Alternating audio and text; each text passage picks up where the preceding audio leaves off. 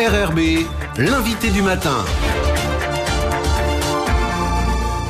Bonjour Jean-François Bodin. Bonjour Nicolas. Et ce matin, vous recevez le secrétaire général de la Fédération des fonctionnaires. David Meyer est en effet avec nous, bonjour. Bonjour. Merci d'avoir accepté notre invitation alors que la Fédération des fonctionnaires monte au créneau sur les comptes sociaux et notamment sur le déficit du RUAM en organisant ou en appelant une journée de mobilisation le 30 juin, appelant à la grève générale.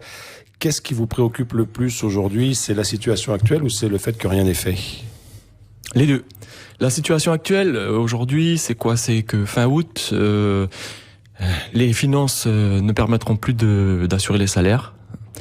Depuis déjà quelques années, et ça s'est aggravé depuis le début de l'année, les hôpitaux sont en incapacité de payer leurs fournisseurs ou les payent avec des délais de paiement très importants, ce qui conduit à des pénuries de médicaments ou des difficultés d'approvisionnement. Donc on peut plus se satisfaire de cette situation. Il y a également une situation aggravée avec un gouvernement qui n'est pas en plein exercice, donc des difficultés une impossibilité de travailler sur des projets de texte pour refinancer le RUAM, et donc on arrive vraiment là au pied du mur, au bout du bout. Alors on se souvient qu'en début d'année, il y avait eu un plan proposé par le président du gouvernement, Thierry Santa, qui est en charge du dossier, qui prévoyait notamment un prêt. C'était annoncé comme une mesure transitoire avant d'aller plus sur des réformes de fond. Ce prêt a été retoqué par les élus, notamment indépendantistes et du Congrès. Vous pensez qu'il aurait pu au moins apaiser la situation et permettre de se donner un peu de temps pour réformer à fond ce problème du RUAM? Alors, évidemment, sûrement, un financement aurait permis de décaler le problème, pas de le régler. Alors, bien ou pas bien, ça c'est aux élus de le voir, mais en tout cas, il n'y a pas eu de solution à ce moment-là. Derrière, on aurait dû le rembourser, donc on aurait créé de la dette supplémentaire, ça aurait été peut-être plus difficile de le rembourser. C'est une chose, c'est peut-être ce qui a pesé dans la balance. Néanmoins, aujourd'hui, on est sans solution, il faut absolument trouver une solution. Alors, des solutions, vous en proposez, vous? Oui, on en propose, ça fait déjà quelques années. On a eu notre congrès l'année dernière qui nous a conforté dans ses choix, c'est-à-dire un déplafonnement des cotisations du RUAM. Aujourd'hui, jusqu'à 510 000 francs, on paye 15% de cotisation, et au-delà, le taux tombe à 5%. Donc pour nous, c'est une injustice sociale, et donc la première chose, c'est de rétablir un taux unique, une assiette de cotisation unique. Donc que vous mettriez à 15% pour tout le monde. 15%, après 15%, ça ramènerait selon nous entre 7 et 8 milliards. Bon, il y a d'autres estimations qui ramèneraient ça plutôt à 5 milliards. Néanmoins, c'est quand même une recette importante, et on pourrait moduler ce taux, c'est-à-dire qu'on ferait un taux unique à 14 par exemple, qui permettrait d'être ramener du pouvoir d'achat pour ceux qui sont en dessous de 510 000 et d'impacter moindre mesure ceux qui sont au-dessus de 510 000. Mais vous le savez que c'est les entreprises qui supportent en grande partie ces cotisations. Elles sont aussi dans la difficulté. Vous pensez qu'elles sont aujourd'hui en capacité de supporter une augmentation de cette cotisation? Alors, cette cotisation, ce déplafonnement, ça concerne 20% maximum des salariés du privé, beaucoup plus dans le secteur public, notamment à l'État. Et donc, on parle de quoi? On parle 20% de la population. Ça alourdirait peut-être, sûrement, les charges des entreprises. Par contre, ça préserverait le pouvoir d'achat de la majorité des salariés de Nouvelle-Calédonie. Parce que là, aujourd'hui, le seul moteur de rendement ou de croissance, c'est la consommation. Si on vient impacter la consommation, on vient directement rendre encore plus difficile la situation des entreprises. Donc là, c'est vraiment un équilibre qu'il faut trouver. D'après nous, d'augmenter la CCS, parce que c'est aussi une des pistes, on vient là pour le coup prendre 1% à l'ensemble des salariés du pays, et pas que d'ailleurs, mais on prend 1%, et là on touche vraiment la consommation. Donc là c'est vraiment un équilibre qu'il faut arriver à trouver. Alors ces propositions vous les faites déjà depuis, vous l'avez dit, plusieurs mois, voire plusieurs années. Pour l'instant, personne ne les a reprises à son compte dans le monde politique. Non, aujourd'hui, on a des difficultés à se faire entendre. Alors très probablement parce qu'il y a ils ont d'autres priorités.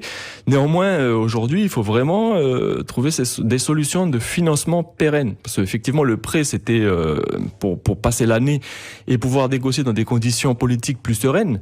Ce prêt, il y en a pas. Et donc du coup, il faut trouver une source de financement assez rapidement. Le calendrier n'est pas très favorable, vous le savez, il y a ce référendum qui va arriver le 12 décembre 2021. On a quand même l'impression que d'ici là, la classe politique va être beaucoup occupée par la campagne et par les enjeux de ce référendum qui sont évidemment importants. Vous pensez que les choses pourraient quand même avancer pendant cette période ? Il faut. Il faut qu'elles avancent. Fin août, il n'y a plus de solution de financement. Il n'y a plus de trésorerie. Ou il y en a plus suffisamment néanmoins pour payer même les salaires. Donc on a déjà décalé les paiements des entreprises, les prestataires, les remboursements. Enfin voilà, donc on est vraiment là au bout du bout. Les prêts, on peut plus. La Nouvelle-Calédonie n'a plus de gouvernement, donc est sous tutelle, donc elle peut pas faire tout ce qu'elle veut avec les peu de crédits qui lui restent. Et donc, et en plus un gouvernement qui est pas en plein exercice. Donc du coup, là pour le coup, il y a plus de solution au niveau du gouvernement. Il faut réellement arriver à trouver une solution pérenne. Ça passe par quoi aujourd'hui? Les seuls en capacité de le faire sont les groupes politiques du Congrès en déposant des projets de texte. Donc il faut qu'ils le fassent, il faut qu'ils se saisissent de la question. Sinon, avant même le référendum, on aura un grave problème de santé en Nouvelle-Calédonie. C'est-à-dire qu'aujourd'hui, déjà, ça s'est dégradé terriblement. Les soignants sont en grande difficulté. En septembre, on est peut-être face à plus de soins, quoi, ou des soins extrêmement dégradés avec des délais d'attente pour les opérations, pour les scanners, tout ça, qui vont s'allonger terriblement puisqu'il n'y aura plus de financement. Alors vous n'êtes pas les seuls à tirer la sonnette d'alarme. Les responsables de la CAFAT le font depuis de longues années déjà. Et pourtant, il y a cette impression de dire tant que ça touche pas les Calédoniens, il n'y a rien qui est fait et ils se rendent pas compte finalement de la difficulté de la situation. Vous partagez un peu ce sentiment? Oui, parce que la difficulté, elle est réelle.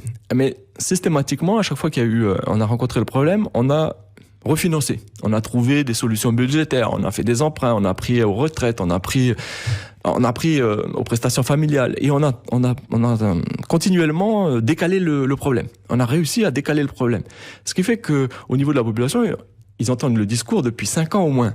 Et à chaque fois, ça n'arrive pas. Donc forcément, il y a une peu dire c'est encore la même musique. Sauf que là, la musique elle est différente. C'est que techniquement, il n'y a plus de solution. C'est qu'il faut trouver des nouvelles recettes. Le gouvernement est aujourd'hui en incapacité de le faire. Qu'est-ce que vous attendez de cette journée du 30 juin? Vous allez rencontrer les différents groupes politiques?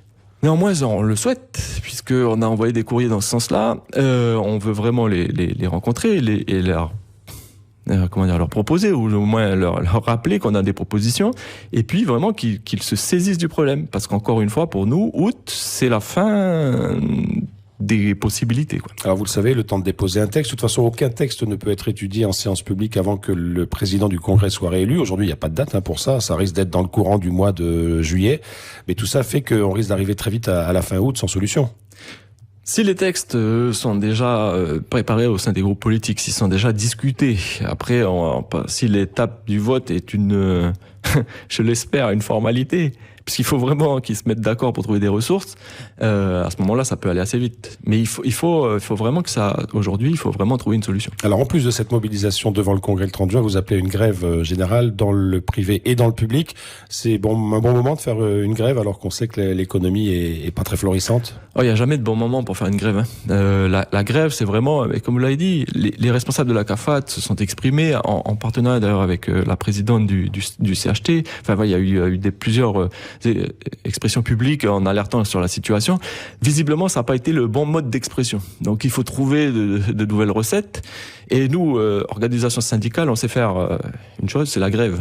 Appeler à la mobilisation. Et donc là, c'est ce qu'on fait le 30. C'est vraiment un appel à la mobilisation pour soutenir notre système de soins, pour soutenir nos soignants et pour faire en sorte de trouver un financement pérenne. David Meyer, si jamais après le 30 juin, rien ne se passe ou les choses ne vont pas assez vite, qu'est-ce que vous envisagez ? On ne pourra pas laisser la situation perdurer. C'est-à-dire que vraiment aujourd'hui, les soignants sont dans une situation vraiment difficile. Baisse d'effectifs, fermeture de lits. Au CHS par exemple, 4 praticiens au lieu de 10, il en faudrait 10, il y en a que 4. Pareil sur les infirmiers, sur toutes les strates de système de santé, on est en déficit d'effectifs. Donc ils sont en difficulté, on leur demande de plus en plus d'heures, on leur demande de plus en plus de services et ils ont de moins en moins de moyens également puisque les médicaments sont rationnés, arrivent au compte-gouttes, enfin c'est très compliqué, ils sont dans des situations de stress. Leurs salaires sont décalés, ça aussi je l'ai pas dit, mais les salaires, le paiement des salaires, ils sont décalés. Ça pourrait prêter à sourire, mais pas du tout. Quand on décale un paiement de salaire, c'est des traites qui ne passent pas et c'est des agios et c'est une situation difficile à vivre.